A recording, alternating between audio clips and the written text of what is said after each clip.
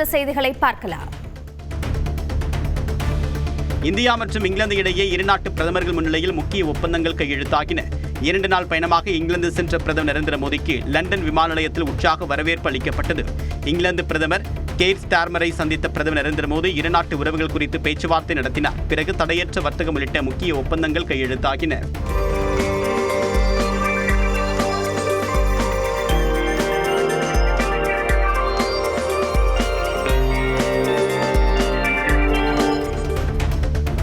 இங்கிலாந்துடனான தடையற்ற வர்த்தக ஒப்பந்தத்தால் இந்திய சிறு குறு தொழில்துறை வளர்ச்சியடையும் என்று பிரதமர் நரேந்திர மோடி நம்பிக்கை தெரிவித்துள்ளார். இந்திய பொருட்களுக்கு இங்கிலாந்தில் நல்ல விலை கிடைக்கும் என்றும் இங்கிலாந்தின் 6 பல்கலைக்கழகங்கள் இந்தியாவில் கிளைகளை தொடங்க ஒப்புதல் அளித்திருப்பதாகவும் பிரதமர் குறிப்பிட்டார். மேலும் தீவிரவாதத்திற்கு எதிரான நடவடிக்கையில் இரட்டை நிலைப்பாடு என்கிற நிலையை ஒருபோதும் ஏற்றுக்கொள்ள முடியாது என்றும் பிரதமர் நரேந்திர மோடி கூறினார். இங்கிலாந்தில் சாண்ட்ரிங்ஹாம் இல்லத்தில் மன்னர் 3ஆம் சார்லஸை பிரதமர் மோடி சந்தித்து பேசினார். அப்போது மரக்கன்று ஒன்றை மன்னர் சார்லஸுக்கு பிரதமர் வழங்கினார்.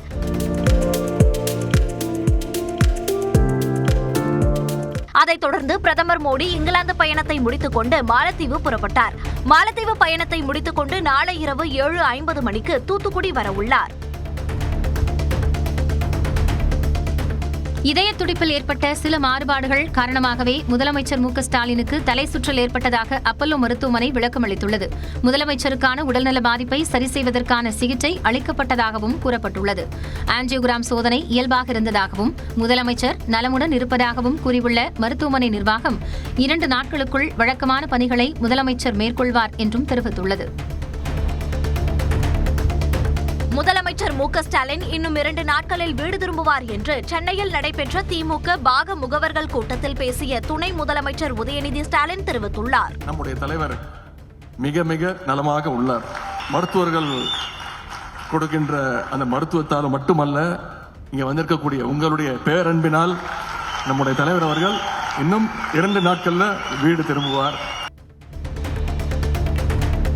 2026 தேர்தலில் அதிமுக பாஜக கூட்டணி வெற்றி கூட்டணியாக இருக்கும் என்றும் அதிமுக தனி பெரும்பான்மையுடன் ஆட்சி அமைக்கும் என்றும் புதுக்கோட்டை மாவட்டம் கந்தர்வக்கோட்டை பரப்புரையில் எதிர்க்கட்சித் தலைவர் எடப்பாடி பழனிசாமி கூறினார். மேலும் திமுகவின் ஓரணியில் தமிழ்நாடு பரப்புரையையும் விமர்சித்தார். அண்ணா திமுக ஐஎஸ்ஐ மாதிரி ஐஎஸ்ஐ முத்திரையப்படுது, அது மாதிரி மக்களிடத்திலே செல்வாக்கு மிக்க கட்சி. உங்க கட்சி மாதிரி வீடு வீடா போய் கதவை தட்டி திமுக உறுப்பினரா சேருங்க சேருங்க என்று கெஞ்சுகின்ற கட்சி அல்ல. எதிர்க்கட்சிகளின் கடும் அமளியால் நாடாளுமன்ற 2 அவைகளிலும் 4வது நாளாக அலுவல்கள் முடங்கின. ஆபரேஷன் சிந்தூர், பீகார் வாக்காளர் பட்டியல் சிறப்பு திருத்தம் உள்ளிட்டவற்றிற்கு விளக்கம் தர வேண்டும் என எதிர்க்கட்சிகள் அமளியில் ஈடுபட்டு வருகின்றனர். தொடர் அமளியால் 4வது நாளிலும் அவைகள் ஒத்திவைக்கப்பட்டன.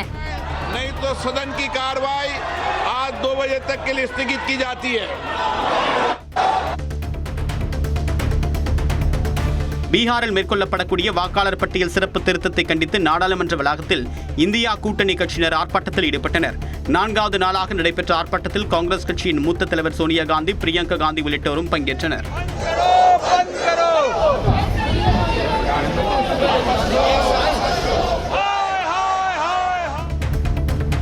தமிழ்நாட்டில் புதிதாக தேர்வு செய்யப்பட்டுள்ள கமல்ஹாசன் உட்பட 6 மாநிலங்களவை எம்பிக்கள் இன்று பதவியேற்க உள்ளனர். தமிழகத்திலிருந்து மாநிலங்களவைக்கு தேர்வு செய்யப்பட்ட மதிமுக பொதுச் செயலாளர் வைகோ, அன்புமணி உள்ளிட்ட 6 பேரின் பதவிக்காலம் நேற்றுடன் முடிந்தது. கடந்த ஜூன் மாதம் 19ஆம் தேதி இந்த 6 இடங்களுக்கான தேர்தல் நடைபெற்றது. அதில் திமுகவை சேர்ந்த வில்சன், கவிஞர் சல்மா, எஸ்.ஆர். சிவலிங்கம், மக்கள் நீதி மய்யம் கட்சித் தலைவர் கமல்ஹாசன், அதிமுகவை சேர்ந்த இன்பதுரை, தனபால் ஆகியோர் போட்டியின்றி தேர்வாகினர். அவர்கள் எம்பிக்களாக இன்று பதவியேற்க உள்ளனர். திமுக கூட்டணி கம்பீரமாக உள்ளதாகவும் 2026 தேர்தலில் திமுக தனி பெரும்பான்மையுடன் வெற்றி பெற்று ஆட்சி அமைக்கும் என்றும் மதிமுக பொதுச் செயலாளர் வைகோ தெரிவித்துள்ளார். மாநிலங்களவை பதவிக்காலம் நிறைவடைந்ததை தொடர்ந்து சென்னை திரும்பிய அவர் நாடாளுமன்றத்தில் தனது கடமையை செய்திருப்பதாக கூறினார். நான் குட் பை சொல்லிட்டு வந்துட்டேன் பார்லிமெண்ட்டுக்கு. வருங்காலத்தில் வாய்ப்புகள் கிடைக்கப்பட்டால் அந்த கற்பனைகளிலேயோ கனவுகளிலேயோ இல்லை. சென்னையை அடுத்த திருப்போரூரில் பாமக தலைவர் அன்புமணி தனது உரிமை மீட்பு பயணத்தை திட்டமிட்டபடி வெள்ளிக்கிழமை மாலை தொடங்க உள்ளதாக தகவல் வெளியாகியுள்ளது. இப்பயணத்தால் சட்டம் ஒழுங்கு பிரச்சனை ஏற்படலாம் என பாமக நிறுவனர் ராமதாஸ் எச்சரித்திருந்தார். மேலும் சுற்றுப்பயணத்திற்கு அனுமதி அளிக்கக்கூடாது என ராமதாஸ் மனு அளித்திருந்த நிலையில் காவல்துறையினர் இதற்கு அனுமதி அளித்துள்ளனர். விழுப்புரம் மாவட்டம் தைலாபுரத்தில் மட்டுமே பாமக தலைமை அலுவலகமாக செயல்படும் என அக்கட்சியின் நிறுவனர் ராமதாஸ் தெரிவித்துள்ளார். சென்னை உள்ளிட்ட வேறு எங்கும் பாமக அலுவலகம் செயல்படுவது சட்டவிரோதம் என்றும் தெரிவித்துள்ளார். வேறு எங்கும் யாரும் எந்த விதமான தலைமை அலுவலகத்தையும் சென்னையிலோ வேறு எந்த ஊரிலோ வைத்திருக்கக்கூடாது. வைத்திருந்தால் அது சட்டத்திற்கு புறம்பானது என்பதை தெரிந்து கொள்ள வேண்டும் என்று தெரியப்படுத்தப்படுகிறது. பாமக தலைவர் அன்புமணியின் நடைப்பயணத்தால் வட தமிழ்நாட்டில் சட்டம் ஒழுங்கு பாதிக்கப்பட வாய்ப்புள்ளதாக அக்கட்சியின் நிறுவனர் ராமதாஸ் குற்றம் சாட்டியுள்ளார். பாமகவின் கொடியை வேறு யாரும் பயன்படுத்தக்கூடாது என்றும் ராமதாஸ் தெரிவித்துள்ளார். நாங்கள் புகார் மனு கொடுத்திருக்கிறோம். நடவடிக்கை எடுப்பதற்கு காஞ்சிபுரம் அருகே குன்றத்தூரில் 2 குழந்தைகளுக்கு விஷம் கொடுத்து கொலை செய்த வழக்கில் தாய் அபிராமி மற்றும் அவருடைய காதலருக்கும் சாகும் வரை சிறை தண்டனை விதிக்கப்பட்டுள்ளது. கடந்த 2018ஆம் ஆண்டு அபிராமி அதே பகுதியில் பிரியாணி கடையில் பணியாற்றிய மீனாட்சி சுந்தரத்துடன் திருமணத்தை மீறிய உறவு இருந்ததாக கூறப்படுகிறது. இதற்கு இடையூறாக இருந்த தன்னுடைய 2 குழந்தைகளை அபிராமி பாலில் விஷம் கொடுத்து கொலை செய்தார். தமிழ்நாட்டையே உலுக்கிய இந்த வழக்கில் அபிராமி மற்றும் மீனாட்சி சுந்தரம் நாகர்கோவிலில் கைது செய்யப்பட்டனர். இந்த வழக்கை விசாரித்த காஞ்சிபுரம் மாவட்ட மகிழா நீதிமன்ற நீதிபதி செம்மல் இருவருக்கும் சாகும் வரை சிறை தண்டனை விதித்து தீர்ப்பளித்தார். தருமபுரி மாவட்டத்தில் தக்காளி விலை 2 நாட்களில் 15 ரூபாய் உயர்ந்திருப்பது விவசாயிகளிடையே மகிழ்ச்சியை ஏற்படுத்தியுள்ளது. ஆந்திரா, கர்நாடகாவில் இருந்து அதிக அளவிலான தக்காளி வந்ததால் விலை குறைந்து கடந்த சில நாட்களுக்கு முன்பு கிலோ 10 ரூபாய்க்கு விற்பனை செய்யப்பட்டது. இந்நிலையில் வரத்தும் குறைந்ததால் 3 நாட்களுக்கு முன்பு 1 கிலோ 22 ரூபாயாக இருந்த தக்காளி விலை வியாழனன்று 33 ரூபாயாக அதிகரித்தது. இந்நிலையில் தற்போது உழவர் சந்தையில் கிலோ 36 ரூபாய்க்கும் வெளிச்சந்தையில் 40 முதல் 45 ரூபாய்க்கும் தக்காளி விற்பனை செய்யப்படுகிறது. கன்னியாகுமரியில் உடல் எடையை குறைக்க பழங்களை மட்டுமே சாப்பிட்டு வந்த சிறுவன் உயிரிழந்தது அதிர்ச்சியை ஏற்படுத்தியுள்ளது. குளச்சல் பகுதியை சேர்ந்தவர் சதீஸ்வர். +2 முடித்துள்ள அவருக்கு திருச்சியில் உள்ள ஒரு கல்லூரியில் பயில இடம் கிடைத்திருந்தது. உடல் பருமனால் அவதிப்பட்ட சதீஸ்வர் யூடியூப் வீடியோ டயட்டை பின்பற்றி கடந்த 1 மாதமாக சாப்பாடு உள்ளிட்ட உணவுகளை எடுத்துக் கொள்ளாமல் 3 வேளையும் பழங்களை மட்டுமே சாப்பிட்டு வந்துள்ளார். நேற்று வீட்டில் இருந்தபோது திடீரென மூச்சு திணறல் ஏற்பட்டு மயங்கிய சதீஸ்வர் மருத்துவமனைக்கு கொண்டு செல்லும் வழியில் பரிதாபமாக உயிரிழந்தார். மணப்புரம் காவலாளி அஜித்குமார் கொலை வழக்கு தொடர்பாக நகை திருடு போனதாக புகார் அளித்த நிகிதாவிடம் சிபிஐ அதிகாரிகள் 3 மணி நேரம் விசாரணை நடத்தினர். இவ்வழக்கு சிபிஐக்கு மாற்றப்பட்ட நிலையில் டிஎஸ்பி மோகித்குமார் தலைமையிலான அதிகாரிகள் நகை திருடப்பட்டதாக திருபுவனம் காவல் நிலையத்தில் புகார் அளித்திருந்த நிகிதா மற்றும் அவரது தாயார் சிவகாமியிடம் விசாரணை நடத்தினர். அப்போது எந்த இடத்தில் வைத்து நகைகளை கழற்றினார்கள், என்னென்ன வகையிலான நகைகள், நகைக்கான ரசீது என்பன உள்ளிட்ட பல்வேறு கேள்விகள் கேட்கப்பட்டது. மகளிர் உலகக்கோப்பை செஸ் தொடரின் மற்றொரு அரையிறுதிப் போட்டியில் இந்திய கிராண்ட் மாஸ்டர் கோனேரு ஹம்பி சீன வீராங்கனை லீ டிங்ஜியை வீழ்த்தி இறுதிப் போட்டிக்கு முன்னேறி சாதனை படைத்துள்ளார். ஜார்ஜியாவில் நடைபெற்று வரும் பிடே மகளிர் உலகக்கோப்பை செஸ் தொடரின் அரையிறுதிப் போட்டியில் ஏற்கனவே வென்று இறுதிப் போட்டிக்கு முன்னேறி சாதனை நிகழ்த்திய 19 வயது இந்திய வீராங்கனை திவ்யா தேஷ்முக்குடன் ஹம்பி பலப்பரட்சை நடத்தவுள்ளார். இங்கிலாந்துக்கு எதிரான 4வது டெஸ்டின் முதல் இன்னிங்ஸில் இந்தியா 358 ரன் குவித்து ஆல் அவுட் ஆனது. காயத்தால் முதல் நாள் போட்டியிலிருந்து வெளியேறிய பண்ட் 2ஆம் நாளில் மீண்டும் களமிறங்கி அரை சதம் அடித்தார். அடுத்து களமிறங்கிய இங்கிலாந்து அணி 2ஆம் நாள் ஆட்ட நேர முடிவில் முதல் இன்னிங்ஸில் 46 ஓவரில் 2 விக்கெட் இழப்புக்கு 225 ரன்கள் எடுத்தது.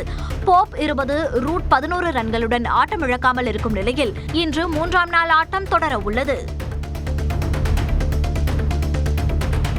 பிரபல மல்யுத்த ஜாம்பவானும் 90s கிட்ஸ்களின் ஆதர்ச நாயகனுமான ஹல்க் ஹோகன் மாரடைப்பால் காலமானார். அவருக்கு வயது 71. 1953ஆம் ஆண்டு ஜார்ஜியாவின் அகஸ்டா நகரில் பிறந்த ஹல்க் ஹோகன் 1977ஆம் ஆண்டில் மல்யுத்தத்தில் காலடி எடுத்து வைத்தார். ரஷ்யாவின் கிழக்கு பகுதியில் சிறிய ரக பயணிகள் விமானம் விபத்திற்குள்ளானதில் 49 பேர் பரிதாபமாக உயிரிழந்தனர். அங்காரா ஏர்லைன்ஸின் AN-24 விமானத்தில் 5 குழந்தைகள் உட்பட 43 பயணிகளும் 6 விமான பணியாளர்களும் பயணித்த நிலையில் விபத்தில் சிக்கியது. தைண்டாவுக்கு 15 கிலோமீட்டர் தொலைவில் ஒரு சரிவான காட்டுப்பகுதியில் விமானம் விபத்திற்குள்ளானது.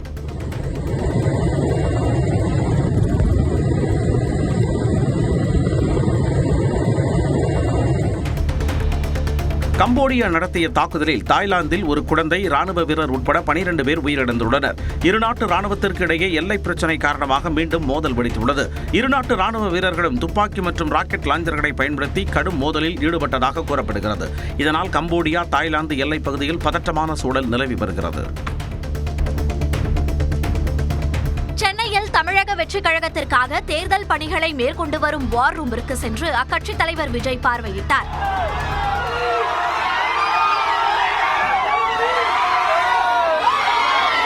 சென்னை தேனாம்பேட்டையில் உள்ள தேர்தல் மேலாண்மை அலுவலகத்தில் 2 மணி நேரம் நடைபெற்ற இந்த ஆய்வுக் கூட்டத்தில் ஆகஸ்ட் 25ஆம் தேதி நடைபெறவிருக்கும் கட்சியின் 2வது மாநில மாநாடு பணிகள் குறித்து விஜய் ஆலோசனை வழங்கினார்.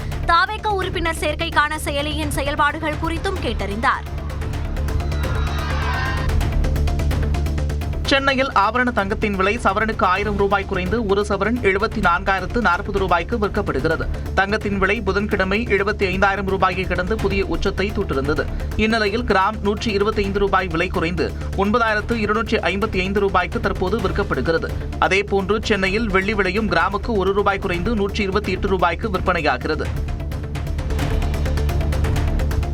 வங்கக்கடலில் புதிய காற்றழுத்த தாழ்வு பகுதி உருவாகியுள்ள நிலையில் தமிழகத்தில் அடுத்த ஒரு வாரம் ஒரு சில இடங்களில் மிதமான மழை பெய்ய வாய்ப்புள்ளதாக சென்னை வானிலை ஆய்வு மையம் அறிவித்துள்ளது. காற்றழுத்த தாழ்வு பகுதி ஆழ்ந்த காற்றழுத்த தாழ்வு பகுதியாக வலுப்பெற்று ஒடிஷா கடலோர பகுதிகளை நோக்கி நகரக்கூடும் என்று தெரிவிக்கப்பட்டுள்ளது. சென்னையில் வெள்ளிக்கிழமை ஒரு சில பகுதிகளில் லேசான மழை பெய்ய வாய்ப்புள்ளதாகவும் அறிவிக்கப்பட்டுள்ளது. நீலகிரி மாவட்டம் உதகையில் திரண்ட மேகக்கூட்டங்கள் சுற்றுலா பயணிகளை கவர்ந்தன.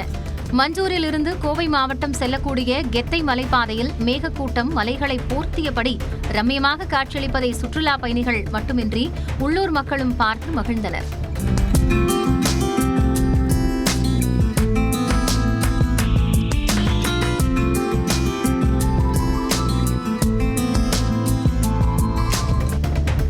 கடலூரில் சூரியனை சுற்றி காணப்பட்ட ஒளிவட்டத்தை கண்டு பொதுமக்கள் ரசித்தனர். காலை முதல் வெயிலின் தாக்கம் அதிகம் இருந்த நிலையில் திடீரென சூரியனை சுற்றி ஒளிவட்டம் தோன்றியது. மேலும் வட்டத்தின் விளிம்பில் வானவில் தோன்றியதைக் கண்டு மக்கள் ஆனந்தமடைந்தனர்.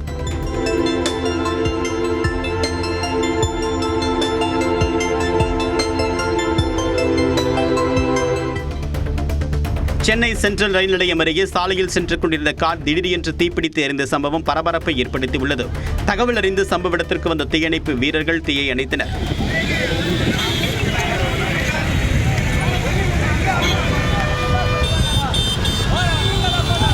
பூந்தமல்லி நெடுஞ்சாலையில் சென்று கொண்டிருக்கும் போது கார் திடீரென்று தீப்பற்றியதை அறிந்த ஓட்டுநர் உடனடியாக காரில் இருந்து இறங்கியதால் நல்வாய்ப்பாக காயமின்றி உயிர் தப்பினார். அதிமுக மீண்டும் ஆட்சிக்கு வந்தால் மீனவர்களுக்கான மீன்பிடி தடைக்கால நிவாரணத் தொகை உயர்த்தி வழங்கப்படும் என எதிர்க்கட்சித் தலைவர் எடப்பாடி பழனிசாமி தெரிவித்துள்ளார். தஞ்சை மாவட்டம் பட்டுக்கோட்டையில் மீனவர்களுடன் கலந்துரையாடிய போது அவர் இதனை தெரிவித்தார்.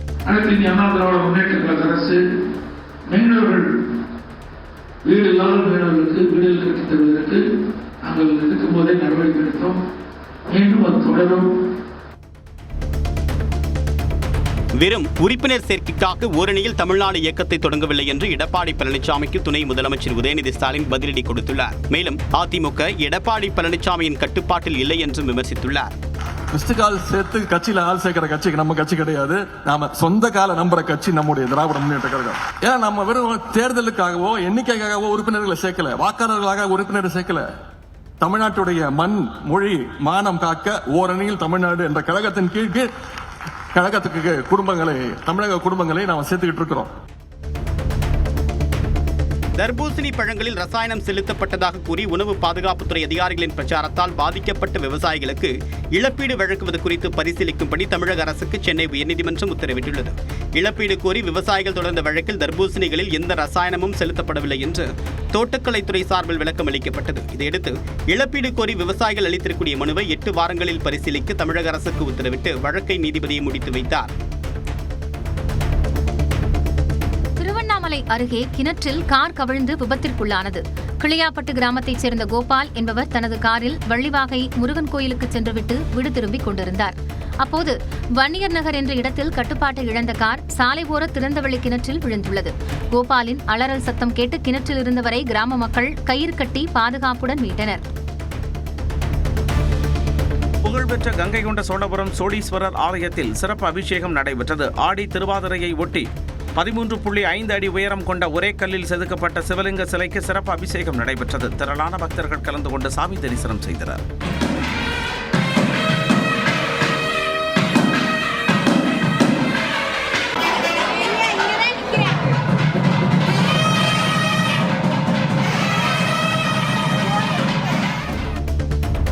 பிரதமர் வருகையை முன்னிட்டு கங்கை கொண்ட சோழபுரத்தில் ஹெலிகாப்டர் இறங்கும் தளம் அமைக்கும் பணிகளை மத்திய குழுவினர் மற்றும் ஆட்சியர் ஆய்வு மேற்கொண்டார்.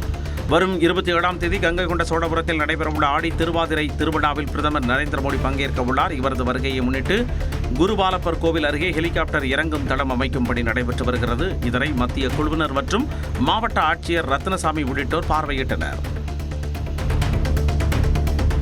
புகழ்பெற்ற பேரூர் பட்டீஸ்வரர் கோவில் நுழைவாயில் அறையில் பக்தர்கள் நீண்ட வரிசையில் காத்திருந்து செல்போன்களை ஒப்படைத்து சென்றனர். கடந்த ஞாயிறன்று நடை சாத்திய பிறகு காவல் அதிகாரி ஒருவரை அனுமதித்ததாக சர்ச்சை எழுந்தது. அதனைத் தொடர்ந்து கோவிலுக்குள் செல்போன் எடுத்துச் செல்ல தடை விதிக்கப்பட்டது. இதனால் கோயில் அலுவலக அறை முன் நீண்ட வரிசையில் காத்திருந்து பக்தர்கள் செல்போனை ஒப்படைத்து சென்றனர். தரிசனத்திற்கான நேரத்தை விட செல்போனை ஒப்படைக்க அதிக நேரம் செலவிடுவதாக வேதனை தெரிவித்தனர். தூய பனிமயமாதா பேராலய பெருவிழாவை முன்னிட்டு தூத்துக்குடி மாவட்டம் முழுவதும் ஆகஸ்ட் 5ஆம் தேதி உள்ளூர் விடுமுறை என ஆட்சியர் இளம்பகவத் அறிவித்துள்ளார். இது அத்தியாவசிய பணிகள் பணியாளர்களுக்கு பொருந்தாது என்றும் விடுமுறைக்கு பதிலாக ஆகஸ்ட் 9ஆம் தேதி அலுவலக வேலை நாளாகவும் அறிவித்துள்ளார். திருமணம் மற்றும் பணமோசடி புகார்கள் குறித்து சின்னத்திரை நடிகை ரிஹானா பேகம் மற்றும் ராஜ்கண்ணன் என இரு தரப்பினரும் வழக்கறிஞர்களுடன் பூந்தமல்லி காவல் நிலையத்தில் விசாரணைக்கு ஆஜராகினர். பின்னர் செய்தியாளர்களிடம் பேசிய ரிஹானா பேகம் தாலி கட்டிய புகைப்படத்தை காட்டி ராஜ்கண்ணன் தன்னை அவமானப்படுத்தி வருவதாக குற்றம் சாட்டினார். எல்லாரும் விமர்சனம் பண்றாங்க, நான் அவனை ஏமாத்தின காசு வாங்கினேன். இதுக்கு மேலே அந்த விமர்சனம் யாரும் பண்ணாதீங்க, நான் ரொம்ப டிப்ரெஷன்ல இருக்கேன், நான் காசு ஒரு பக்கம் எழுந்துட்டேங்க. நீதிமன்றம் சென்று தனக்கான நீதியை பெற்றுக்கொள்ள போவதாக ராஜ்கண்ணன் தெரிவித்தார். ஒடிசாவில் வெள்ளத்தை பொருட்படுத்தாமல் நீருக்குள் பயணித்த டிராக்டர் கவிழ்ந்து விபத்திற்குள்ளானது. கனமழையால் பௌத் மாவட்டத்தில் கடும் வெள்ளம் ஏற்பட்டது. அப்போது 2 பேருடன் சென்ற டிராக்டர் கவிழ்ந்த நிலையில் நூலிழையில் இருவரும் உயிர் தப்பினர்.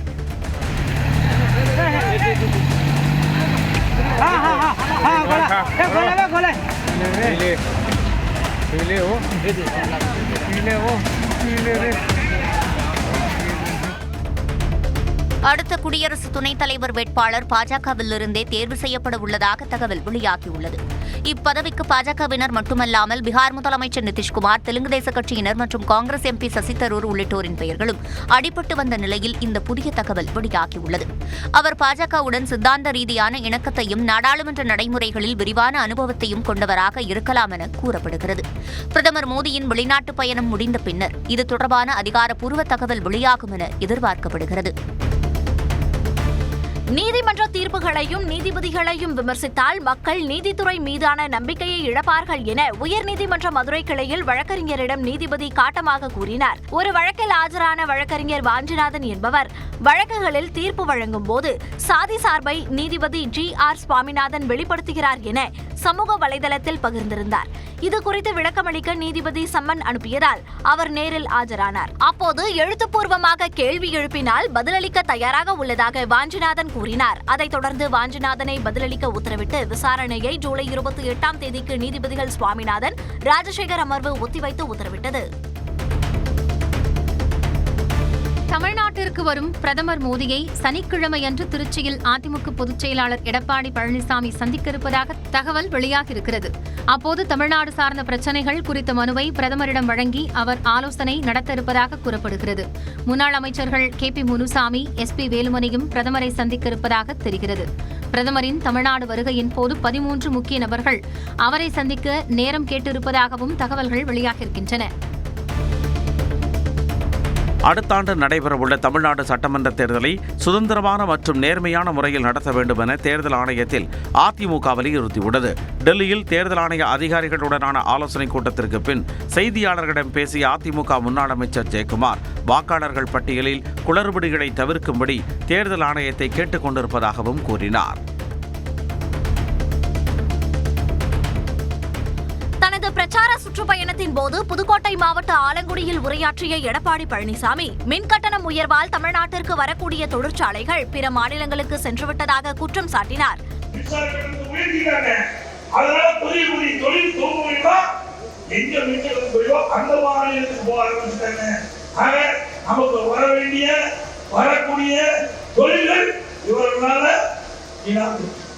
அதிமுக ISI முத்திரை போன்று மக்களிடம் செல்வாக்கு பெற்ற கட்சி என்று கூறி திமுகவின் ஓரணியில் தமிழ்நாடு இயக்கத்தை விமர்சித்தார். திருவாரூர் மாவட்டம் முத்துப்பேட்டை அருகே 2 லட்சம் பணத்திற்காக பள்ளி மாணவனை கடத்திய கும்பலை பொதுமக்கள் துரத்தி பிடித்துள்ளனர்.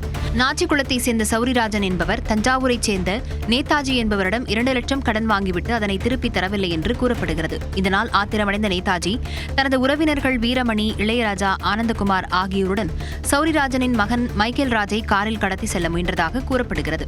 அப்போது மைக்கேல் ராஜ் கூச்சலிட்டதால் காரை தடுத்து நிறுத்தி அப்பகுதி மக்கள் மீட்டனர். பின்னர் தகவலறிந்து வந்த காவல்துறையினர் கடத்தலில் ஈடுபட்டதாக 5 பேரை கைது செய்தனர். நாமக்கல் மாவட்டம் ராசிபுரத்தில் உள்ள சண்டி கருப்பசாமி கோவிலில் பிடிக்காசு வழங்கக்கூடிய நிகழ்ச்சி நடைபெற்றது. ஆடி அமாவாசையொட்டி நடைபெற்ற விழாவில் பக்தர்கள் காணிக்கையாக தந்த காசை யாக குண்டத்தில் வைத்து பூஜை செய்தனர். பிறகு பிடிக்காசு கேட்டு வந்த பக்தர்களுக்கு பூசாரி குண்டத்திலிருந்து காசுகளை எடுத்து கொடுத்து ஆசி வழங்கினார். இதில் ஏராளமான மக்கள் திரண்டு சாமி தரிசனம் செய்தனர். சிவகங்கை மாவட்டம் திருபுவனம் அருகே மதுரை ஆதீன மடத்திற்கு சொந்தமான விவசாய கிணற்றில் அழுகிய நிலையில் சடலம் கண்டெடுக்கப்பட்டது பரபரப்பை ஏற்படுத்தியுள்ளது. முக்குடி கிராமத்தில் உள்ள அந்த கிணறு தற்சமயம் பயன்பாடின்றி கிடக்கும் நிலையில் ஆண் சடலத்தை பார்த்த மக்கள் காவல்துறைக்கு தெரிவித்தனர். தீயணைப்புத் துறையினரின் உதவியுடன் சடலத்தை போலீசார் மீட்டனர். யாரேனும் கொலை செய்து சடலத்தை கிணற்றில் வீசிச் சென்றார்களா அல்லது தற்கொலையா என காவல்துறை விசாரணை மேற்கொண்டு வருகிறது. புதுக்கோட்டை மாவட்டம் கரம்பக்குடி அருகே நெல்லை கொள்முதல் செய்ய கோரி டிராக்டரை சாலையில் நிறுத்தி விவசாயிகள் மறியலில் ஈடுபட்டனர். செக்கம்பேட்டையில் உள்ள நேரடி நெல் கொள்முதல் நிலையத்தில் அப்பகுதியை சேர்ந்த விவசாயிகள் நூற்றுக்கணக்கான நெல் மூட்டைகளை விற்பனைக்காக கொண்டு வந்திருந்தனர். ஆனால் 10 நாட்களுக்கு மேலாக கொள்முதல் செய்யவில்லை என்று கூறப்படுகிறது. இதனால் ஆத்திரமடைந்த விவசாயிகள் நெல்மணிகளுடன் இருந்த டிராக்டரை சாலையில் நிறுத்தி மறியலில் ஈடுபட்டனர்.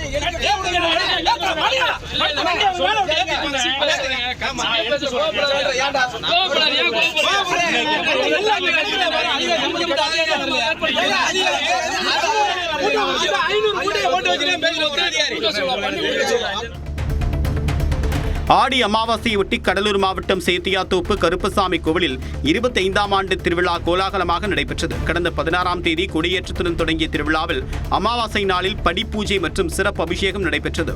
1000க்கும் மேற்பட்ட பக்தர்கள் பால்குடம் எடுத்து நேர்த்திக்கடன் செலுத்தினர்.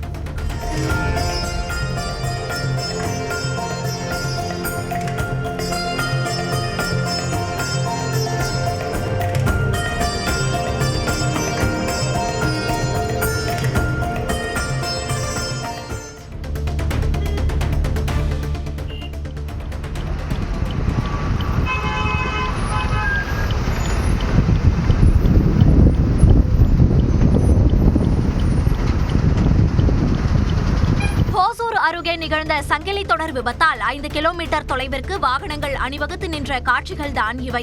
ஹோசூர் அடுத்த பேரண்டப்பள்ளி அருகே உள்ள சாணமாவு வனப்பகுதியில் பெங்களூருவிலிருந்து கிருஷ்ணகிரி நோக்கி வந்த 4 கார்கள் 2 டாரஸ் லாரிகள் அடுத்தடுத்து ஒன்றின் பின் ஒன்றாக மோதி விபத்துக்குள்ளாகின.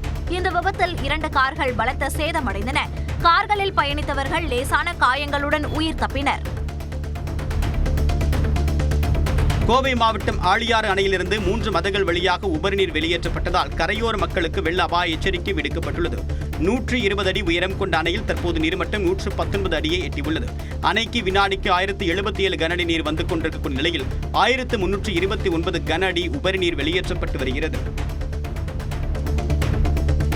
வெள்ளப்பெருக்கு காரணமாக நெல்லை மாவட்டத்தில் உள்ள மணிமுத்தாறு அருவியில் குளிக்க தடை விதிக்கப்பட்டுள்ளது. களக்காடு, முண்டந்துறை புலிகள் காப்பகம், அம்பாசமுத்திரம் வனக்கோட்டம் பகுதிகளில் பெய்யும் கனமழையின் காரணமாக மணிமுத்தாறு அருவியில் நீர்வரத்து அதிகரித்துள்ளது.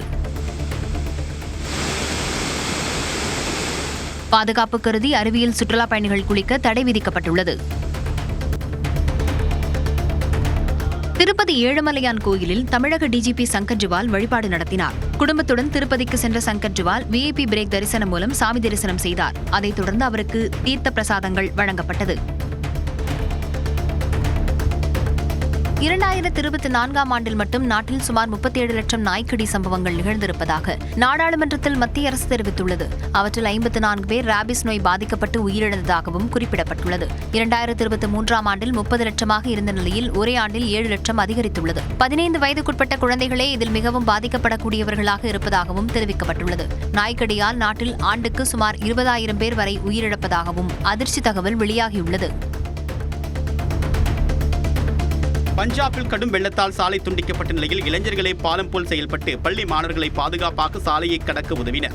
இளைஞர்கள் பாலம் போல் குனிந்து நிற்க அவர்களின் முதுகின் மீது ஏறி மாணவர்கள் மறுபுறம் சென்றனர்.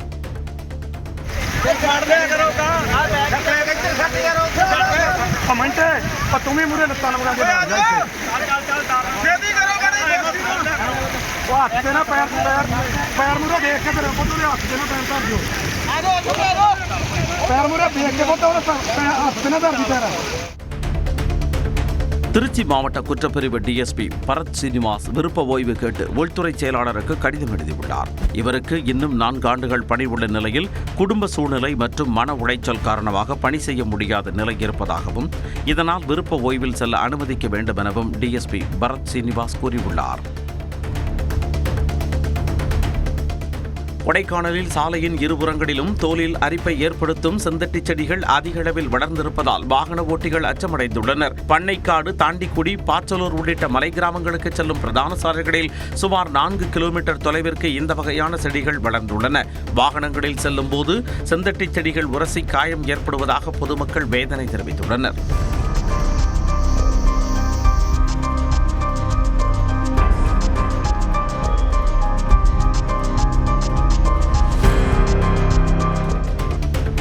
மயிலாடுதுறை மாவட்டம் உளுத்துக்குப்பை சங்கிலி கருப்பசாமி கோயிலில் அமாவாசை பெருவிழா வெகு விமர்சையாக நடைபெற்றது. திரளான பக்தர்கள் பால்குடம் எடுத்து தங்களது நேர்த்திக் கடனை செலுத்தினர். பம்பை உடுக்கை முழங்க காளியம்மன் வேடமிட்டு பக்தர்கள் ஊர்வலமாக வந்தனர்.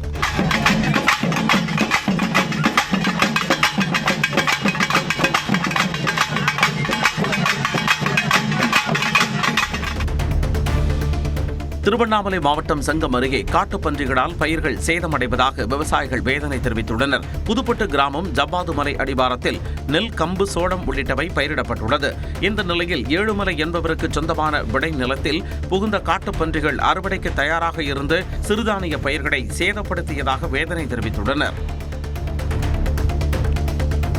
மயிலாடுதுறையில் கட்டுமான வீட்டின் சுவர் இடிந்து விழுந்து 5 வயது சிறுமி உயிரிழந்த நிலையில் இழப்பீடு கோரி உறவினர்கள் போராட்டத்தில் ஈடுபட்டனர். பொய்கைக்குடி கிராமத்தில் காமராஜர் என்பவர் பிரதம மந்திரி வீடு கட்டும் திட்டத்தில் ஓராண்டாக வீடு கட்டி வருகிறார். இந்த வீட்டில் அவரது மகள் சஹானா விளையாடிய போது சுவர் இடிந்து விழுந்து படுகாயமடைந்தார். உடனே அரசு ஆரம்ப சுகாதார நிலையத்துக்கு கொண்டு சென்றபோது அங்கு மருத்துவர் இல்லை என கூறப்படும் நிலையில் சிறுமி உயிரிழந்தார். இந்த நிலையில் பெற்றோர் ஒப்புதலின்றி பிரேத பரிசோதனை நடந்ததாக குற்றம் சாட்டி உறவினர்கள் போராட்டம் நடத்தினர். புதுக்கோட்டை மாவட்டத்தில் பிரச்சார பயணம் மேற்கொண்ட அதிமுக பொதுச் செயலாளர் எடப்பாடி பழனிசாமி கந்தர்வக்கோட்டை வெள்ளைமுனியன் கோயில் பகுதியில் டிராக்டரில் அமர்ந்து சிறிது தூரம் இயக்கினார்.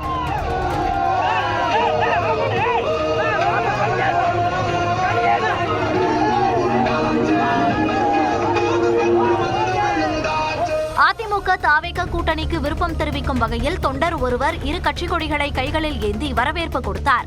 அறந்தாங்கியில் எடப்பாடி பழனிசாமிக்கு முன்னாள் அமைச்சர் விஜயபாஸ்கர் ஆட்டுக்குட்டியை அன்பளிப்பாக வழங்கினார். 2457 இடைநிலை ஆசிரியர்களுக்கான பணி நியமன ஆணைகளை துணை முதலமைச்சர் உதயநிதி ஸ்டாலின் வழங்கினார். தொடக்க கல்வியில் இடைநிற்றலே இல்லாத ஒரே மாநிலமாக தமிழ்நாடு உள்ளதாகவும் அவர் பெருமிதம் தெரிவித்துள்ளார். தொடக்க கல்வியில 100% இடைநிற்றல் இல்லாத ஒரே மாநிலம் இந்தியாவில் தமிழ்நாடு மட்டும்தான். அதற்கு காரணமும் வந்திருக்கக்கூடிய ஆசிரியர்கள் நீங்க தான். இதனை நான் சும்மா சொல்லல, ஒன்றிய அரசுடைய புள்ளி விவரங்கள் இதை சொல்லுகின்றன. விழுப்புரம் மாவட்டம் செஞ்சியில் நடைபெற்ற தாவேகா கொள்கை விளக்க பொதுக்கூட்டத்தில் பதவி பறிக்கப்பட்டதை கண்டித்து அந்த கட்சியை சேர்ந்த சிலர் போராட்டத்தில் ஈடுபட்டதால் பரபரப்பு நிலவியது. தாவேகா பொதுச் செயலாளர் ஆனந்த் தலைமையில் கூட்டம் நடைபெற்றுக் கொண்டிருந்த போது மேல்மலையனூர் ஒன்றிய துணை செயலாளராக இருந்த சரண்ராஜ் தன்னுடைய பதவி பறிக்கப்பட்டதற்கு நீதி கேட்டு கூச்சலிட்டார். இதனால் நலத்திட்ட உதவிகளை முழுமையாக கொடுக்காமல் தாவேகா பொதுச் செயலாளர் ஆனந்த் பாதையிலேயே புறப்பட்டுச் சென்றார்.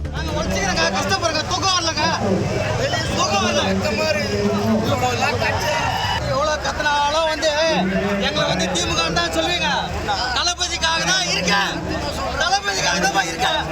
திமுக இல்லப்பா, நல்லா இருக்குப்பா. தளபதி நல்லாட்டம், கொஞ்சம் நல்லாட்டம், மார்ச் நல்லாட்டம். நாங்கள் அதுக்கு சொல்லல. அப்ப எல்லாம் ஒன்றா சேர்ந்து பண்ணா என்ன பிரச்சனை சொல்லு. நம்ம எல்லாம் ஒன்றா சேர்ந்து பண்ண யாரையோ காப்பாற்றுவதற்காக அதிமுக பொதுச் செயலாளர் எடப்பாடி பழனிசாமி பாஜகவுடன் கூட்டணி வைத்திருப்பதாக அன்வர் ராஜா குற்றம் சாட்டியுள்ளார். ராமநாதபுரத்தில் நடைபெற்ற திமுக செயல் வீரர்கள் கூட்டத்தில் பேசிய அவர் பதவிக்கு ஆசைப்பட்டு திமுகவில் இணையவில்லை என்றும் கூறினார். ஏற்கனவே தேர்தலே நான் சொன்னேன், 10.5 வேண்டாம், பிஜேபி கூட்டணி வேண்டாம், பிரிந்தவர்களை எல்லாம் ஒன்று சேருங்கள், மீண்டும் நீங்கள் முதலமைச்சராக வருவீர்கள் என்று சொன்னேன். அதெல்லாம் நடக்காது என்று சொன்னார்கள். மேலும் விருதுநகர் மாவட்டம் ஸ்ரீவில்லிபுத்தூர் அருகே உள்ள சதுரகிரி சுந்தர மகாலிங்கம் கோயிலில் ஆடி அமாவாசையை முன்னிட்டு திரளான பக்தர்கள் சாமி தரிசனம் செய்தனர். தமிழகத்தின் பல்வேறு மாவட்டங்களிலிருந்து அதிகாலை முதலே வந்த பக்தர்கள் மலையேறி சாமி தரிசனம் செய்தனர். அதே சமயம் வனப்பாதையில் உள்ள நீரோடைகளில் குளிக்க பக்தர்களுக்கு வனத்துறை தடை விதித்துள்ளது. 2500க்கும் மேற்பட்ட காவலர்கள் பாதுகாப்பு பணியில் ஈடுபட்டதுடன் 200க்கும் மேற்பட்ட கண்காணிப்பு கேமராக்கள் பொருத்தப்பட்டு கண்காணிக்கப்பட்டது. சீன ஓபன் பேட்மிண்டன் தொடரில் இந்திய வீராங்கனை PV சிந்து அதிர்ச்சி தோல்வியடைந்து தொடரில் இருந்து வெளியேறியுள்ளார். மகளிர் ஒற்றையர் காலிறுதிக்கு முந்தைய சுற்று ஆட்டத்தில் ஒலிம்பிக்கில் பதக்கம் வென்ற 30 வயதான PV சிந்து சக நாட்டு 17 வயதான இளம் வீராங்கனை உன்னாடி ஹூடாவுடன் பலப்பரட்சி நடத்தினார். முதல் செட்டை 16-21 என்று இழந்த சிந்து இரண்டாவது செட்டை 21-19 என்று போராடி கைப்பற்றி ஆட்டத்தை சமன்படுத்தினார். வெற்றியை தீர்மானிக்கக்கூடிய கடைசி செட்டில் அசத்திய ஹூடா 21-13 என எளிதில் வென்று காலிறுதி சுற்றுக்கு முன்னேறினார். இங்கிலாந்து அணிக்கு எதிராக 5வது டெஸ்ட் கிரிக்கெட் போட்டியில் ரிஷப் பந்திற்கு பதிலாக தமிழ்நாடு வீரரும் விக்கெட் கீப்பருமான ஜெகதீசன் சேர்க்கப்பட உள்ளார். இதன் மூலம் சர்வதேச கிரிக்கெட் போட்டியில் ஜெகதீசன் அறிமுகமாகிறார். 4வது டெஸ்ட் கிரிக்கெட் போட்டியில் ரிஷப் பந்திற்கு வலது காலில் எலும்பு முறிவு ஏற்பட்டதால் அவருக்கு 6 வார காலம் ஓய்வு தேவைப்படுகிறது. இதன் காரணமாக ரிஷபிற்கு பதிலாக இஷான் கிஷன் இடம்பெறுவார் என எதிர்பார்க்கப்பட்டது. அவரும் காயத்தால் அவதிப்பட்டு வருவதால் தமிழ்நாடு வீரர் ஜெகதீசன் அணியில் சேர்க்கப்பட உள்ளார். ஏற்கனவே சாய் சுதர்சன், வாஷிங்டன் சுந்தர் என 2 பேர் இந்திய அணியில் விளையாடி வருவது குறிப்பிடத்தக்கது.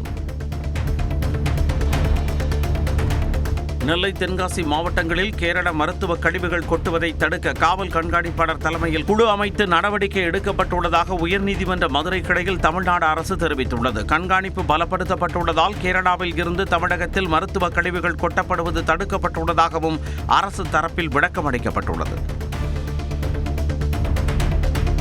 சென்னை அண்ணா பல்கலைக்கழக வளாகத்தில் உள்ள அழகப்பா டெக்னாலஜி கல்லூரியில் 2ஆம் ஆண்டு பயின்று வந்த மாணவன் சபரீஸ்வரன் விடுதி அறையில் தற்கொலை செய்து கொண்டது அதிர்ச்சியை ஏற்படுத்தியுள்ளது. இந்த கல்லூரியில் படிக்க பிடிக்கவில்லை என கூறி விபரீத முடிவை எடுத்துள்ளதாக கூறப்படுகிறது. இந்த சம்பவம் குறித்து கோட்டூர்புரம் காவல் நிலையத்தினர் விசாரித்து வருகின்றனர். தூத்துக்குடி மாவட்டம் திருச்செந்தூரில் கடல் நீர் 100 அடி தூரத்திற்கு உள்வாங்கி காணப்பட்டது. ஒவ்வொரு மாதமும் அமாவாசை மற்றும் பௌர்ணமி நாட்கள் மற்றும் அதற்கு முந்தைய பிந்தைய நாட்களில் திருச்செந்தூரில் கடல் நீர் உள்வாங்குவதும் பிறகு இயல்பு நிலைக்கு திரும்புவதும் வழக்கமாக நடைபெற்று வருகிறது. இந்த வகையில் தற்போது 100 அடி தூரத்திற்கு கடல் உள்வாங்கியதால் பச்சை நிற பாசி படிந்த பாறைகள் வெளியே தெரிந்தன. கடல் அலைகள் ஏதுமின்றி பச்சை நிறத்தில் குளம் போல் காட்சியளித்தது. எனினும் பக்தர்கள் எந்தவிதமான அச்சமும் இல்லாமல் வழக்கம் போல் கடலில் நீராடினர். ஆழ்கடத்தல் வழக்கில் பணியிடை நீக்கம் செய்யப்பட்ட ADGP ஜெயராமிடம் சிபிசிஐடி காவல்துறையினர் 4 மணி நேரம் விசாரணை நடத்தினர். காஞ்சிபுரத்தில் உள்ள சிபிசிஐடி அலுவலகத்தில் ஆஜரான ஜெயராமிடம் SP ஜவஹர் தலைமையிலான காவல்துறையினர் விசாரணை நடத்தினர். அப்போது ஆழ்கடத்தலில் பூவை ஜெகன்மூர்த்திக்கு உள்ள தொடர்பு உள்ளிட்ட விவகாரங்கள் குறித்து விசாரணை நடத்தப்பட்டதாக தெரிகிறது. 4 மணி நேரம் விசாரணைக்கு பின்னர் சிபிசிஐடி அலுவலகத்தில் இருந்து ஜெயராம் புறப்பட்டுச் சென்றார். ஸ்ரீவில்லிபுத்தூர் ஆண்டாள் கோவிலில் ஆடிப்பூர திருவிழாவில் 5ஆம் நாள் விழாவில் பெரியாழ்வார் மங்களாசாசனம் வைபவம் கோலாகலமாக நடைபெற்றது. ஆடிப்பூர கொட்டகையில் எழுந்தருடைய ஸ்ரீவில்லிபுத்தூர் பெரிய பெருமாள், செண்பகத்தோப்பு காட்டழகர் கோவில் சுந்தரராஜ பெருமாள், திருவண்ணாமலை ஸ்ரீனிவாச பெருமாள், நின்ற நாராயண பெருமாள் கோவில் திருத்தலங்கள் அப்பன், ஆண்டாள், ரங்கமன்னார் ஆகியோருக்கு பெரியாழ்வார் மங்களாசாசனம் செய்து வைத்தார். இதில் ஆயிரக்கணக்கான பக்தர்கள் கலந்து கொண்டு சுவாமி தரிசனம் செய்தனர்.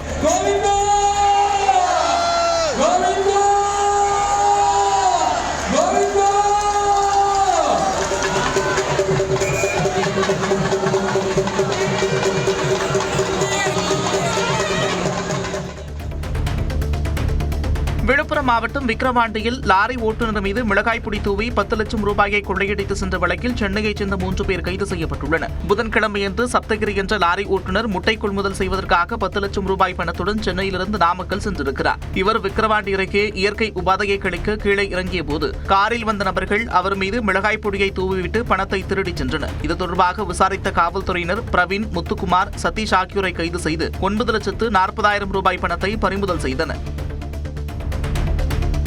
விருதுநகரில் மாநில அளவிலான கூடைப்பந்து போட்டி தொடங்கியது. சென்னை, கோவை, மதுரை, சேலம், நெல்லை உள்ளிட்ட தமிழ்நாட்டின் பல்வேறு பகுதிகளைச் சேர்ந்த ஆடவர் பிரிவில் 19 அணிகளும், மகளிர் பிரிவில் 9 அணிகளும் பங்கேற்கின்றனர்.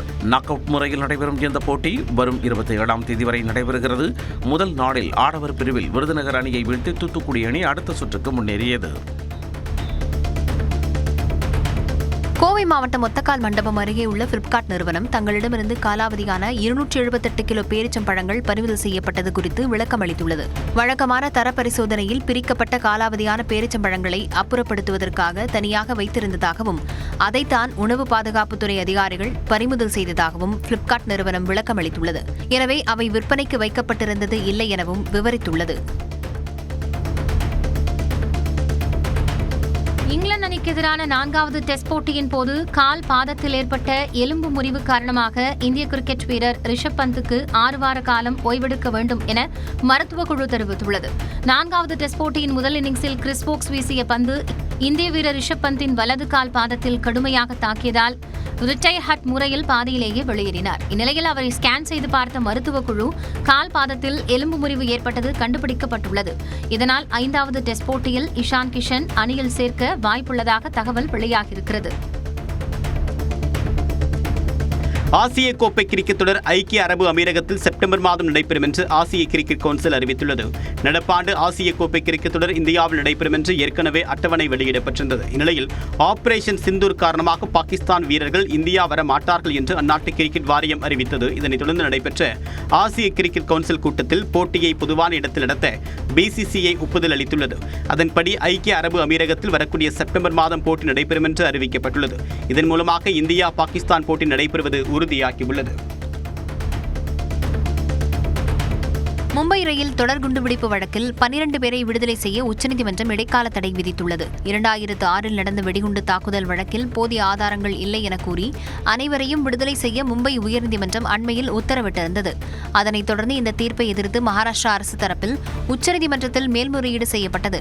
இதனை விசாரித்த உச்சநீதிமன்றம் 12 பேரை விடுவிக்குமாறு மும்பை உயர்நீதிமன்றம் பிறப்பித்த தீர்ப்புக்கு இடைக்கால தடை விதித்து தற்போது உத்தரவிட்டுள்ளது. மும்பை பயங்கரவாத தாக்குதல் வழக்கில் அரசு தரப்பு சிறப்பு வழக்கறிஞராக செயல்பட்ட உஜ்வல் நிகாம் மாநிலங்களவை நியமன உறுப்பினராக பதவியேற்றார். குடியரசுத் தலைவரால் பரிந்துரைக்கப்பட்ட நிலையில் அவர் பதவியேற்றுக் கொண்டார். கடந்த ஆண்டு நடைபெற்ற மக்களவைத் தேர்தலில் மும்பை வடமத்திய தொகுதியில் பாஜக சார்பில் போட்டியிட்ட இவர் தோல்வியடைந்தது குறிப்பிடத்தக்கது. போக்சோ சட்டத்தில் உள்ள 18 வயது என்ற உச்சவரம்பை குறைக்கக்கூடாது என உச்சநீதிமன்றத்தில் மத்திய அரசு பிரமாண பத்திரம் தாக்கல் செய்துள்ளது. வயது வரம்பை குறைக்க முடியுமா என உச்சநீதிமன்றம் கேள்வி எழுப்பியிருந்த நிலையில் மத்திய அரசு இந்த பதிலை அளித்துள்ளது. சமூக சீர்திருத்தம், இளம் பருவத்தினரின் சுய விருப்பு என்ற பெயரில் வயதை குறைக்கக்கூடாது எனவும் மத்திய அரசு எதிர்ப்பு தெரிவித்துள்ளது. வயதை குறைப்பது சிறுவர் பாதுகாப்பு சட்டத்தை நீர்த்து போக செய்வதாக மாறிவிடும் எனவும் மத்திய அரசு கூறியுள்ளது. வேலூர் மாவட்டம் குடியாத்தம் பகுதிகளில் வைக்கப்பட்டுள்ள பழுதடைந்துள்ள இரும்பு தடுப்புகளை காவல்துறையினர் மாற்றி அமைத்து வருவதால் மக்கள் நிம்மதியடைந்துள்ளனர். நெடுஞ்சாலைகளில் உள்ள 50க்கும் மேற்பட்ட சேதமடைந்த தடுப்புகளால் விபத்து ஏற்படுவதாகவும் இதனை மாற்ற வேண்டும் எனவும் மக்கள் புகார் கூறி வந்தனர். இதையடுத்து வேலூர் மாவட்ட காவல் கண்காணிப்பாளர் மயில் வாகனம் உத்தரவை தொடர்ந்து தடுப்புகள் மற்றும் பணிகள் நடந்து வருகிறது. விவசாயிகளின் கோரிக்கையை ஏற்று ஈரோடு மாவட்டம் கோபிச்செட்டிப்பாளையம் அருகே உள்ள குண்டேரிப்பள்ளம் அணையில் இருந்து பாசனத்திற்கு நீர் திறக்கப்பட்டுள்ளது. நீர் திறப்பு மூலம் குண்டேரிப்பள்ளம், வினோபா நகர், மோதூர் என 10க்கும் மேற்பட்ட கிராமங்களில் உள்ள 2500 ஏக்கர் விளைநிலங்கள் பாசன வசதி பெறும். வரும் 30ஆம் தேதி வரையில் 7 நாட்களுக்கு இடதுகரை வாய்க்காலில் வினாடிக்கு 18 கன அடி நீரும், வலதுகரை வாய்க்காலில் வினாடிக்கு 6 கன அடி நீரும் திறக்கப்பட உள்ளது. குறுவை நெல் சாகுபடி செய்யும் குத்தகை விவசாயிகளும் பயிர் காப்பீடு செய்ய நியூஸ் 18 தமிழ்நாடு செய்தி எதிரொலியாக மத்திய அரசு அனுமதி அளித்துள்ளது. பட்டா உள்ள விவசாயிகள் மட்டுமே குறுவை நெல் சாகுபடிக்கு பயிர் காப்பீடு செய்ய முடியும் எனவும், குத்தகை விவசாயிகள் பயிர் காப்பீடு செய்ய முடியாது என்றும் தெரிவிக்கப்பட்டதால் விவசாயிகள் வேதனையடைந்தனர். இதனால் திருவாரூர் மாவட்டத்தில் மட்டும் சுமார் 19,000 விவசாயிகள் பாதிப்புக்குள்ளாகி இருப்பதாக நியூஸ் 18 தமிழ்நாடு செய்தி வெளியிட்டது. இந்நிலையில் தற்போது அவர்களும் காப்பீடு செய்ய அனுமதி அளிக்கப்பட்டுள்ளது. திருவள்ளூரில் கால்வாயை ஆக்கிரமித்து அமைக்கப்பட்டிருந்த கடைகளை வருவாய்த்துறையினர் அகற்றினர். இங்குள்ள JN சாலையில் மழைநீர் கால்வாயை ஆக்கிரமித்து 10ற்கு மேற்பட்ட கடைகள் செயல்பட்டு வந்ததாக தெரிகிறது. இந்த நிலையில் மாவட்ட நிர்வாக அறிவுறுத்தலின் பேரில் ஆக்கிரமிப்பில் அமைக்கப்பட்டிருந்த கடைகள் அகற்றப்பட்டன. அப்போது கடைகளின் உரிமையாளர்கள் வாக்குவாதத்தில் ஈடுபட்டனர். முறையாக நோட்டீஸ் எதுவும் வழங்கவில்லை என அவர்கள் குற்றஞ்சாட்டினர். முதுநிலை மருத்துவ படிப்பில் சேர்வதற்கான நீட் தேர்வு மையங்களை தமிழ்நாட்டிலேயே ஒதுக்கீடு செய்ய வேண்டும் என திண்டுக்கல் நாடாளுமன்ற உறுப்பினர் சச்சிதானந்தம் மத்திய சுகாதாரத்துறை அமைச்சர் JP நட்டாவுக்கு கடிதம் எழுதியுள்ளார். நீட் தேர்வு மையங்கள் மாணவர்களின் சொந்த மாநிலத்தில் இருந்து சுமார் 600 கிலோமீட்டர் தொலைவில் ஒதுக்கீடு செய்யப்பட்டுள்ளதாகவும், இதனால் தேர்வர்கள் உடல் ரீதியான அழுத்தங்களையும் நிதி இழப்பையும் சந்திப்பதாக குற்றம் சாட்டியுள்ளார். எனவே தேர்வு மையங்களை அருகாமையில் மாற்றி அமைக்க மத்திய அமைச்சர் நட்டாவிற்கு திண்டுக்கல் MP சச்சிதானந்தம் கடிதம் எழுதியுள்ளார். கள்ளக்குறிச்சி மாவட்டம் உளுந்தூர்பேட்டையில் தாவேகா உறுப்பினர் சேர்க்கையின் போது அக்கட்சி நிர்வாகிக்கும் பாமக நிர்வாகிக்கும் இடையே ஏற்பட்ட மோதலால் பரபரப்பு நிலவியது. விஜய் செல்வா என்பவருக்கும் பாமக நிர்வாகியான பாலாஜி என்பவருக்கும் இடையே நிலப்பிரச்சனை இருந்ததாக கூறப்படுகிறது. இந்நிலையில் தமிழக வெற்றிக் கழகத்தில் உறுப்பினர்களை சேர்ப்பதற்காக விஜய் செல்வா தலைமையில் அக்கட்சியினர் பாலாஜி வசிக்கும் பகுதிக்கு சென்றதாக கூறப்படுகிறது. அப்போது இரு தரப்பிற்கும் வாய் தகராறு ஏற்பட்ட நிலையில் காவல்துறை கண்முன்னே உருட்டுக்கட்டையாலும் கற்கடாலும் தாக்கிக் கொண்டனர்.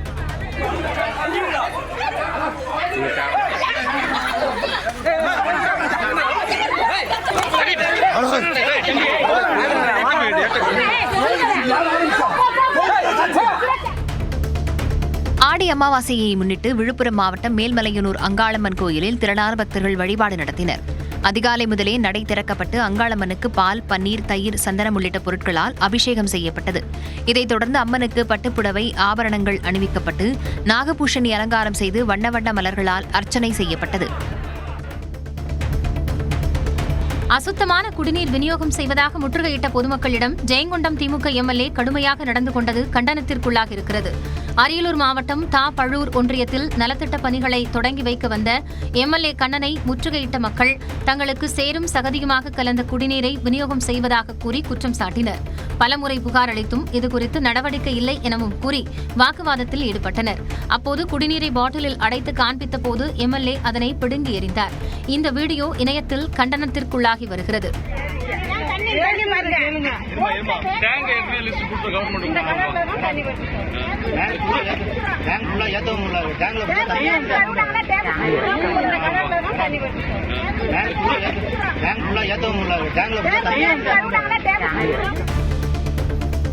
சிவகங்கை மாவட்டம் சிங்கம்புணரி அருகே காளாப்பூரில் ஆடி களரி விழாவை முன்னிட்டு இரட்டை மாட்டு வண்டி எல்கை பந்தயம் விறுவிறுப்பாக நடைபெற்றது. பெரிய மாடு பிரிவில் பங்கேற்ற 9 ஜோடி மாடுகளுக்கு 8 மைல் தூரமும், சின்ன மாடு பிரிவில் 16 ஜோடி மாடுகளுக்கு 6 மைல் தூரமும் போட்டி நடத்தப்பட்டது. காரைக்குடி திண்டுக்கல் தேசிய நெடுஞ்சாலையில் நடைபெற்ற இந்த மாட்டு வண்டி பந்தயத்தை சாலையின் இருபுறமும் நின்று ஏராளமான பொதுமக்கள் பார்த்து ரசித்தனர்.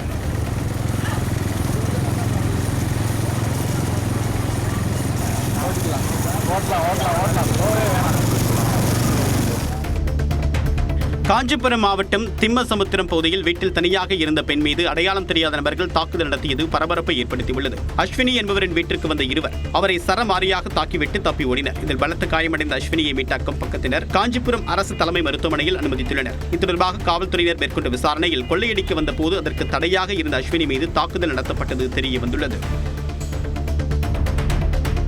மின்சாரத்துறை மற்றும் போக்குவரத்து துறை அமைச்சர் SS சிவசங்கர் கடலூர் மாவட்ட முதன்மை நீதிமன்றத்தில் ஆஜராகினார். 2015ஆம் ஆண்டு கடலூர் மாவட்டம் ஆவினங்குடி என்ற இடத்தில் மணல் திருட்டுக்கு எதிராக போராட்டம் நடந்தது. அப்போது சிவசங்கர் தலைமையில் ஏராளமானோர் வெள்ளாற்றில் இறங்கி போராட்டத்தில் ஈடுபட்டனர். அப்போது காவல்துறையினர் தடியடி நடத்தி கூட்டத்தை கலைத்தனர். இந்த வழக்கு தொடர்பான விசாரணைக்காக அமைச்சர் SS சிவசங்கர் நீதிமன்றத்தில் ஆஜரானார்.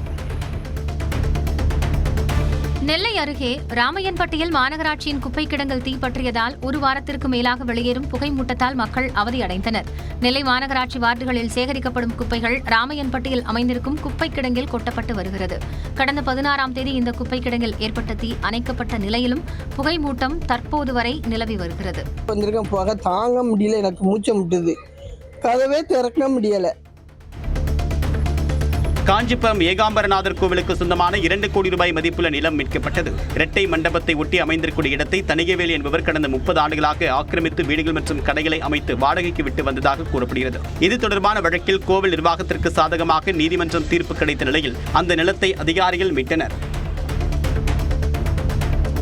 வழக்கறிஞர்கள் மீது பதிவு செய்யப்பட்ட வழக்கை ரத்து செய்ய கோரி தேனி மாவட்ட ஒருங்கிணைந்த நீதிமன்றத்தில் வழக்கறிஞர்கள் 2வது நாளாக உள்ளிருப்பு போராட்டத்தில் ஈடுபட்டனர். பஞ்சமி நிலம் தொடர்பாக கடந்த சில தினங்களுக்கு முன்பாக ஒரு சமுதாயத்தை சேர்ந்த இரு தரப்பினரிடையே பிரச்சனை ஏற்பட்டது. இது தொடர்பாக தேனி வழக்கறிஞர் சங்க தலைவர் சந்தான கிருஷ்ணன், உறுப்பினர் ஆனந்தன் உள்ளிட்டோர் மீது வழக்கு பதிவு செய்யப்பட்டது. இந்த வழக்கை ரத்து செய்ய வேண்டும், பஞ்சமி நிலத்தில் உள்ள கட்டடங்களை சேதப்படுத்தியவர்களை கைது செய்ய வேண்டும் உள்ளிட்ட கோரிக்கைகளை வலியுறுத்தி வழக்கறிஞர்கள் போராட்டத்தில் ஈடுபட்டனர்.